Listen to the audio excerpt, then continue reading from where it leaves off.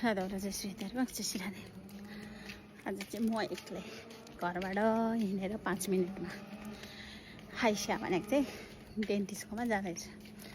अनि चपालमा चाहिँ के हुन्छ भने यो सिटीमा बसिरहेको छु। त्यहाँ बसेर मान्छेको फ्यामिलीको एकजनालाई दाँत चेक गर्ने कि त आँखा चेक गर्ने लेडिजहरू छ भने कि त पाटेघरको क्यान्सर छ कि छैन, त्यो बच्चाको आमाहरू छ भने चाहिँ ब्रेस्ट क्यान्सर छ कि छैन भनेर सरकारले नै वडाबाट चाहिँ फ्री चेकिङको पठाउँछ। अनि मेरो जियापाले फेरि दाँतको आयो। पहिला चाहिँ म बस्ने ठाउँमा चाहिँ दाँतको मेरो बुढाबुढीकै अनि त्यसपछि पाटेघरको आएको थियो क्यान्सर चेक गर्ने। योपालि चाहिँ यो नयाँ ठाउँमा सरेर आइसकेपछि चाहिँ दाँतको आएको छ फ्री चेकिङ।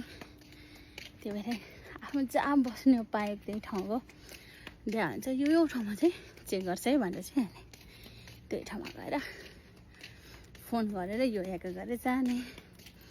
6 बजी बेला चाहिँ अब जाँदैछु। 6 बजी नि उज्याले जाडो महिनामा त ओत्ते भइसक्छ नि। अस्तिकै उमी गएर आइसकेपछि म त खाली खाली भए घामले च्याप्पै डढेर सनस्यान भए।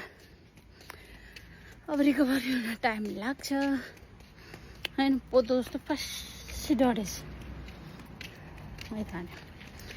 मोटो जस्तो भए फिल भइरहेको जाँदैछ। गर्मी छ, शीतल शीतल छ धन्न। यहीँ घरबाट हिँडेर यहीँ जेब्रा क्रसिङ गरेर चाहिँ यहीँ हो। राधे राधे। कसको आयो होला है? मेरो त आएँ, तपाईँहरूलाई नि आइसक्यो होला। फोन गरेर यो याद गरेर जानु होला।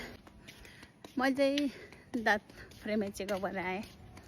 यसरी हामीले ट्याक्स तिरिसकेपछि तिरेको पैसाले फ्री हेल्थ चेकअप गर्न पाइन्छ भने दाँत होस्, आँखा होस्, ब्रेस्ट क्यान्सर के अरे tiger cancer, breast cancer free यस्तो आउने बेला गर्नु होला। कहिलेकाहीँ त free full body health checkup पनि आउँछ, क्याङको सिन्डर पनि आउँछ। त्यो मेरो सरले गर्नुभएको थियो 4 वर्ष फ्रीमै हुन्छ। यो चाहिँ सिटीमै गर्ने हो। बाहिर गर्दा 10-15 हजार लाग्छ अब होइन। सस्तो भयो भने 8-10 हजार त हेल्थ चेकअप आइरहन्छ।